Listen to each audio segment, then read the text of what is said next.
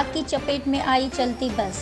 उत्तर प्रदेश राजधानी लखनऊ के Agra expressway 0 point पर एक बस में चक्का भ्रष्ट होने के कारण आग लग जाती है। आग लगने के तुरंत ही लोगों ने फायर ब्रिगेड को फोन किया, लेकिन 40 से 50 मिनट होने के बावजूद भी फायर ब्रिगेड मौके पर नहीं पहुंची, जिसके कारण चंडीगढ़ से यह बस आ रही थी, बिहार जा रही थी, धू-धू करके जल गई। इसके बाद फायर ब्रिगेड पहुंचती है और आग बुझाती है। यात्रियों के सामान ज्यादातर जल गए हैं, हालांकि इसमें किसी भी की जान नहीं गई है। समय रहते ही सारे यात्री बस से बाहर निकल गए थे। मौके पर पारा पुलिस पहुंची, आग बुझाने की कोशिश की, लेकिन आग पर पारा पुलिस काबू नहीं पा पाई। उत्तर प्रदेश राजधानी लखनऊ में फायर ब्रिगेड का ये हाल है, फोन करने के बावजूद 50 मिनट के बाद पहुंचती है। तो आप अंदाजा लगाइए, राजधानी के अन्य जनपदों में आग लगती होगी तो क्या होता होगा। सरकार की सारी व्यवस्था यहाँ पर चौपट नजर होते हुए आ रही है। किसान गोष्ठी एवं प्रदर्शन मेले का सहकारिता मंत्री ने फीता काटकर किया शुभारंभ। किसान कल्याण मिशन के तहत किसान मेला गोष्ठी एवं प्रदर्शनी का आयोजन फकरपुर ब्लॉक परिसर में आयोजित हुआ। मेले के प्रदेश के सहकारिता मंत्री मुकुट बिहारी वर्मा ने फीता काटकर शुभारंभ किया। इसके बाद सहकारिता मंत्री मुकुट बिहारी वर्मा ने डीएम व अन्य अधिकारियों के साथ मेले में लगे स्टॉलों का भ्रमण कर मेले में उपलब्ध कराई जा रही प्रदर्शनी एवं सुविधाओं का जायजा लिया तथा गर्भवती महिलाओं की गोद भराई एवं बच्चों का अन्नप्राशन तथा प्रगतिशील किसानों व किसान सम्मान निधि पशुपालकों को प्रमाण पत्र वितरण किया। कार्यक्रम का संचालन वीडियो कृषि रक्षा इकाई भालचंद ने किया। कार्यक्रम को संबोधित करते हुए सहकारिता मंत्री मुकुट बिहारी वर्मा ने कहा कि देश के प्रधानमंत्री नरेंद्र मोदी व प्रदेश के मुख्यमंत्री योगी आदित्यनाथ के नेतृत्व में केंद्र व राज्य सरकार देश के समस्त किसानों के चेहरों पर मुस्कान देखना चाहती है। मौजूदा सरकार ने 13 खरब 83 अरब 99 करोड़ किसान बजट दिया गया है। सभी सरकारों के इतने टोटल बजट होते थे जो आज किसानों के लिए दिया गया है। 1,25,000 मैट्रिक टन धान खरीदने का लक्ष्य था, जिस पर 1,50,000 मैट्रिक टन धान की खरीद हुई है। इससे पहले पूरे उत्तर प्रदेश में केवल गेहूं खरीदा जाता था। आज हमारी सरकार आने पर धान की खरीदारी हुई है। किसानों के लिए बहुत हितकारी है। सारी सुविधाएं सीधे किसानों के खातों में जाती हैं। किसानों का उत्पादन बढ़ाना हमारे सरकार का लक्ष्य है। किसान के चेहरों पर मुस्कान लाना, उसके घर से लेकर बाहर तक, पढ़ाई से लेकर दवाई तक, हर सुविधा के लिए सरकार वचनबद्ध है। बाइट मुकुट बिहारी वर्मा, सहकारिता मंत्री, उत्तर प्रदेश सरकार। संबोधन शंभू कुमार, जीएम बहराइच। संबोधन मुकुट बिहारी वर्मा, सहकारिता मंत्री, उत्तर प्रदेश।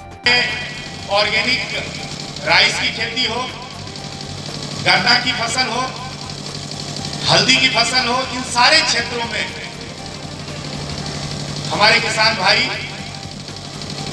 एक अच्छा कार्य कर रहे हैं और इन सभी क्षेत्रों में किसान भाइयों की जो जो आवश्यकताएं हैं, जो उनकी मांग है, उसमें हम लोग काम कर रहे हैं। केला के क्षेत्र में हम लोग एक आधुनिक टिश्यू कल्चर से नर्सरी बनाने के लिए प्रयास कर रहे हैं। हल्दी के किसान भाई हल्दी फसल की प्रोसेसिंग से जो बेहतर दाम मिलता है, उसके लिए हम लोग हल्दी की प्रोसेसिंग प्लांट लगाने के लिए अभी एक प्रोजेक्ट नीति आयोग में भेजे हैं।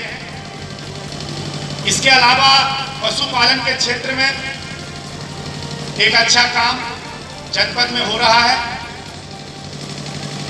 इसी तरीके से गन्ना की खेती करने वाले जो किसान भाई हैं, उनको समय से उनकी फसल अच्छी हो और उनको समय से उन फसलों का दाम मिले, इसके लिए निरंतर मॉनिटरिंग की जा रही है। एक चिलवरिया चीनी मिल है, उनके भुगतान में कमी थी, उस पर सरकार ने बहुत सख्त कदम उठाया और उनके खिलाफ आरसी जारी की गई।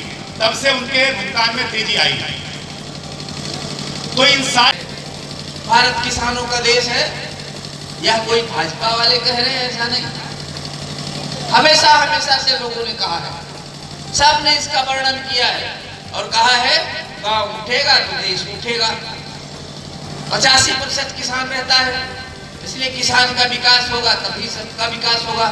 यह कहना बहुत अच्छा है, सुंदर लगता है, लेकिन इस कहने पर अमल किसने कितना किया ये देखना है।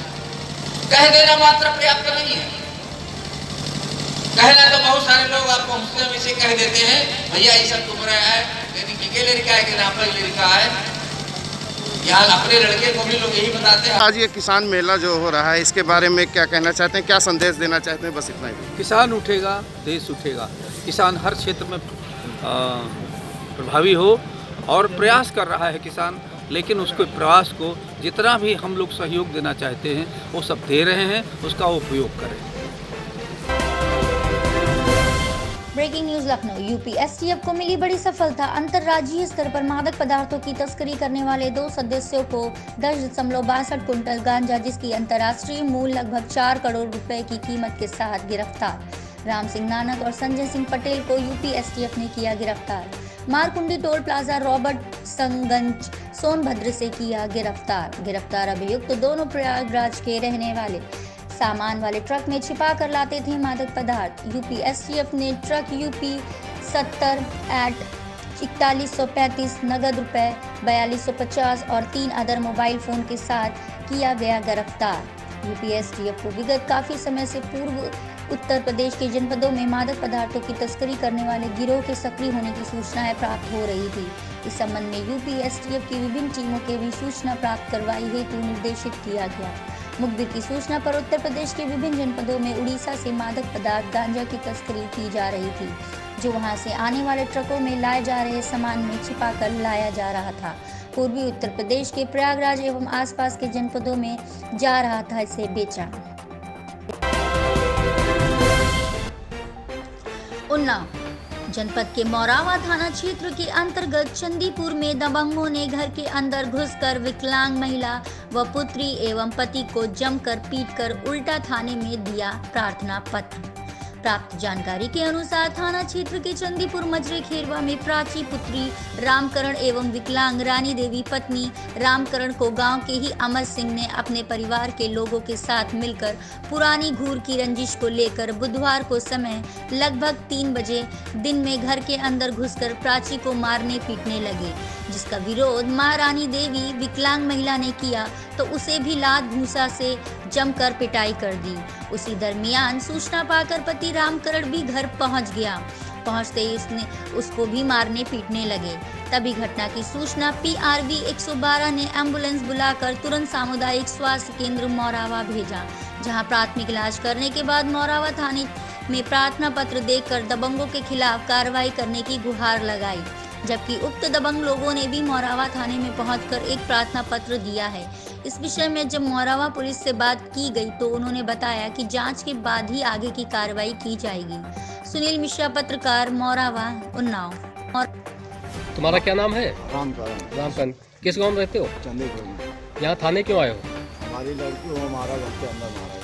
किसने मारा है? हमारा सिंह उनकी बीविया ने। अच्छा, क्यों मारा है? ऐसे ही मारा, कोई बात नहीं।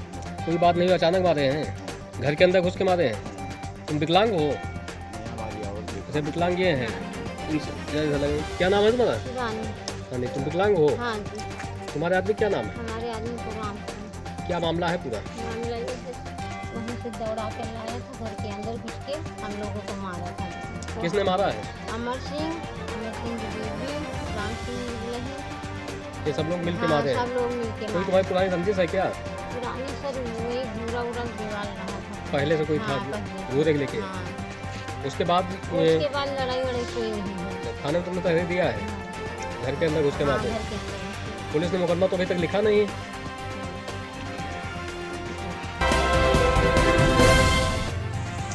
जनपद स्तरीय खेलकूद प्रतियोगिता का हुआ आयोजन। युवा दिवस के मौके पर युवा कल्याण प्रादेशिक विभाग के द्वारा इंदिरा स्टेडियम में आयोजित खेलकूद प्रतियोगिता का आयोजन किया गया, जिसमें प्रदेश के सहकारिता मंत्री मुकुट बिहारी वर्मा ने जनपद स्तरीय खेलकूद प्रतियोगिता में मुख्य अतिथि के रूप में सम्मिलित हुए। प्रतिभागियों को मंत्री के द्वारा सम्मानित किया गया और बच्चों को ऊर्जा बनने के लिए संकल्प दिलाया। बीओ जनपद स्तरीय खेलकूद प्रतियोगिता में सहकारिता मंत्री ने बच्चों को खेलकूद को लेकर की अहम बातें बताते हुए जनपद का नाम रोशन करने के लिए बधाई दिया। बाइट मुकुट बिहारी वर्मा, सहकारिता मंत्री, उत्तर प्रदेश सरकार। जाता है, किंतु ग्रामीण क्षेत्र के इस सारी प्रतिभा को प्रतिभा मानकर बढ़ाना, विकसित करना, अवसर देना और साथ ही साथ प्रोत्साहित करना यह आवश्यक है। हमारी सरकार ने तय किया है हम यदि हम कहते हैं कि गांव उठेगा तब देश उठेगा, तो गांव।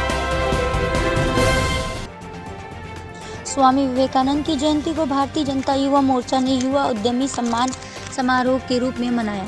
स्वामी विवेकानंद की जयंती के अवसर पर जहां एक और पूरे देश में इसे राष्ट्रीय युवा दिवस के रूप में मनाया जा रहा है, वहीं इसी परिप्रेक्ष्य में प्रधानमंत्री नरेंद्र मोदी द्वारा संकल्पित आत्मनिर्भर भारत योजना कार्यक्रम के अंतर्गत सहभागी युवा उद्यमी को सम्मानित करने का कार्यक्रम प्रदेश संगठन के निर्देशन में भारतीय जनता युवा मोर्चा द्वारा किया गया, जिसे युवा उद्यमी सम्मान समारोह के रूप में मनाया गया। कार्यक्रम की अध्यक्षता भाजपा जिलाध्यक्ष श्याम करण टेकड़ीवार ने की।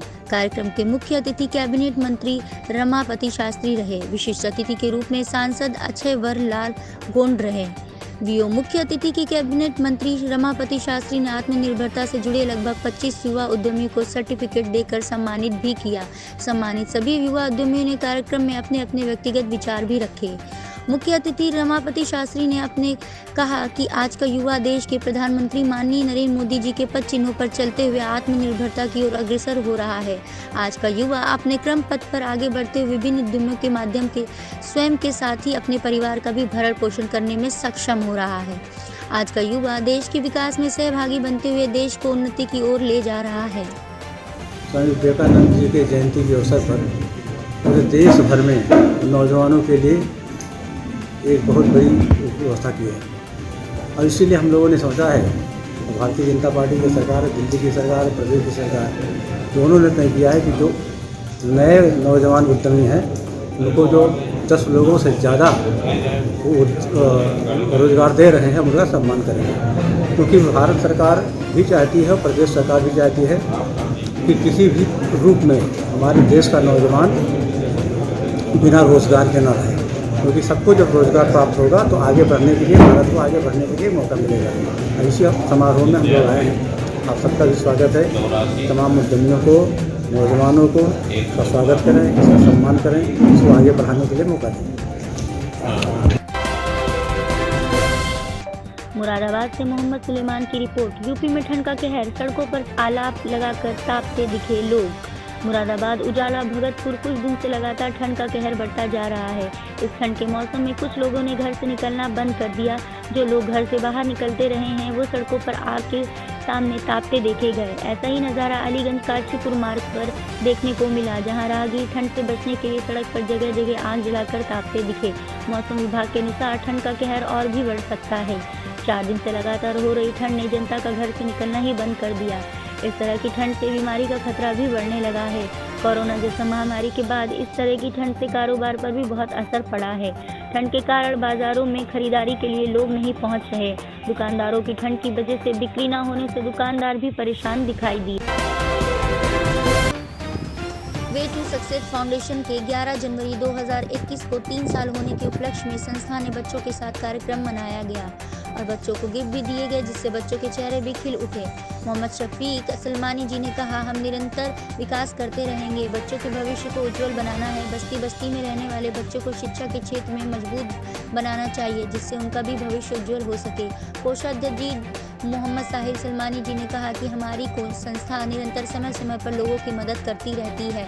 उपाध्यक्ष जी मोहम्मद सालिक सलमानी जी ने कहा कि बच्चों के लिए शिक्षा बहुत ज़रूरी है, जिससे बच्चे के भविष्य उज्जवल हो सकते हैं। सचिव मेराज आलम जी ने कहा कि हमारी संस्था समाज में निरंतर विकास के प्रति अपनी जिम्मेदारी को अच्छे से निभाती है। हम यूं ही लगातार समाज के लिए खुशियां देते और देते रहेंगे। हमारी संस्था को बहुत जगह से मुबारकबाद आई, जैसे IHBA के राष्ट्राध्यक्ष जनाब सैम अली जी ने कहा, संस्था समाज में अच्छा योगदान देती है। संस्था के सभी पदाधिकारी को बहुत बहुत बधाई। संस्था के कार्यक्रम में श्री राजन बारी जी, फिल्म डायरेक्टर अखिलेश कुमार उपाध्याय और साथ ही के न्यूज़ के डायरेक्टर जनाब असद साहब का भी संस्था धन्यवाद करती है। संस्था सबके उज्जवल भविष्य की कामना करती है। मुरादाबाद से मोहम्मद सुलेमान की रिपोर्ट। जनपद मुरादाबाद रामगंगा किनारे बने अवैध रूप से मकानों को हटाने के लिए निगम द्वारा नोटिस दिया गया था, जिसके बाद आज अतिक्रमण हटाओ अभियान के तहत रामगंगा किनारे बने अवैध मकानों पर निगम ने पुलिस बल के साथ बुलडोजर चलाया। निगम की इस कार्रवाई से पूरे इलाके में अफरा तफरा मच गई है। रामगंगा नदी किनारे अवैध अतिक्रमण के खिलाफ गर्जा नगर निगम का पीला हाथी अवैध अतिक्रमण को किया जमी डोज। अवैध अतिक्रमण के खिलाफ चल रहे नगर निगम मुरादाबाद के अभियान ने अब रफ्तार पकड़ ली है। नगर निगम ने आज मुरादाबाद के रामगंगा नदी किनारे अतिक्रमण करने वाले के खिलाफ कार्यवाही करते हुए अवैध अतिक्रमण को बुलडोजर से गिराकर भूमि को अतिक्रमण मुक्त कराया। वही अधिकारियों का कहना है कि पिछले काफ़ी समय पहले इनको खाली करने की सूचना दी गई थी, लेकिन इसके बावजूद भी इन लोगों ने इस पर अपना कब्जा जारी रखा, जिसको लेकर आज ये कार्रवाई की गई है। Breaking news Lucknow. यात्रियों से भरी बस डिवाइडर में टकराने से टला बड़ा हादसा। कृष्णानगर अंतर्गत पकड़ी पुल पर यात्रियों से भरी बस डिवाइडर से टकराई। 40 यात्री थे बस में सवार। टायर पंचर होने के चलते अनियंत्रित होकर बस डिवाइडर से टकराई। सभी यात्री सुरक्षित। बड़ा हादसा टला। आगरा से दरभंगा जा रही थी बस। निजी ट्रेवल बस हुई हादसे का शिकार। पटियाला से कहाँ? दरभंगा। कितने बजे का हादसा है ये? 4 बजे सुबह। क्या हुआ था? टायर बरस्ट किया। तो आप लोग सब सो रहे होंगे, एकदम से डर गए होंगे? सो के सभी जाग रहे थे। हाँ हाँ। कोई हताहत तो नहीं हुआ? कोई चोट किसी को आई हो? किसी को कुछ नहीं आई। अच्छा, सब बढ़िया है। कितने लोग सवार होंगे गाड़ी में कुल? हाँ जी, कितने लोग होंगे करीब गाड़ी में? 40 आदमी। 40 आदमी। कोई हताहत नहीं हुआ है? नहीं।